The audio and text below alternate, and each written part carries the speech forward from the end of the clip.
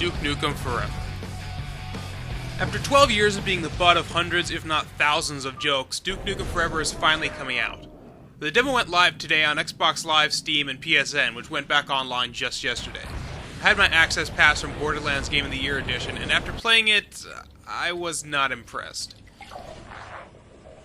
You may think it's unfair to pick on a game that isn't even out yet, but with such a long development cycle and with release just around the corner, I highly doubt the demo will be significantly different from the actual game. The only way it varies is in length and number of features, but the core gameplay elements are all more or less here. Besides, game demos exist to present a taste of what the full game is like. You are supposed to judge the full game based on the demo so you can decide whether or not you want to buy it. It's down to you and me, you one-eyed freak. First of all, the game is funny. Step 3 is, profit? Right!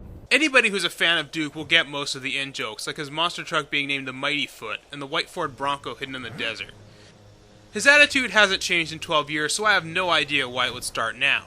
Kudos to the developers for playing up his overwhelming machismo while understanding that he was always designed as a one-dimensional satire.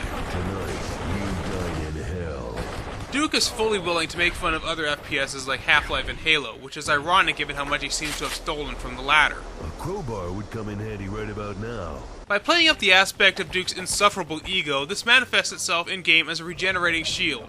If you begin taking too much damage, you can simply hide behind a rock or cover until your health completely refills. This means a completely different gameplay experience from the original games of the genre, where damage was permanent until you found a health kit. While it seemed to fit the Duke Nukem tough guy character more than the permanent mortality of earlier games, it results in doing nothing to make the game unique.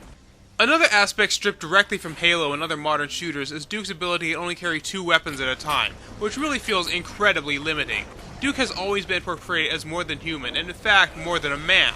If anybody should be able to carry a pistol, shotgun, shrink ray, freeze ray, railgun, chain gun, RPG, and dual shoulder-mounted rocket launchers, as well as ammo for all of them, it's going to be Duke fucking Nukem. Also, from a purely aesthetic standpoint, the game looks very underwhelming. The graphics are okay, but coming from Gearbox, the same company that gave us the gorgeous Borderlands, everything really stands out. Level geometry is jarringly low poly in areas, shrubs and plants actually stretch as you get too close to them, and certain polygons look painfully unfinished. Enemy gibs are uninspired and clunky, with the game doing nothing to hide the fact that the character models are simply deleted from the game and a particle explosion is put in its place. After so many years, there is no way Duke Nukem Forever can live up to the hype of its development time, but the least we could expect is a competent shooter with enjoyable one-liners from every gamer's favorite man's man. Pork chop sandwiches. In that respect, I suppose Duke Nukem Forever will end up delivering when the full game comes out. Gearbox Software seems to be capitalizing purely on the hype. Simply due to the buzz and talk about this game, it's almost a given that it's going to sell well. They had 12 entire years of free publicity, but in a sea of shooters where you either die in a single firefight or survive to have your entire health bar recharged, Duke Nukem Forever does nothing different. Gearbox could have taken a risk and made this game a throwback to classic first-person shooters that the original fans fell in love with, or given us something that was truly unique and worth the hype. Instead, they seem to have taken their free publicity as a sign that they can be lazy and give us something that'll just be a bare minimum to placate the fans.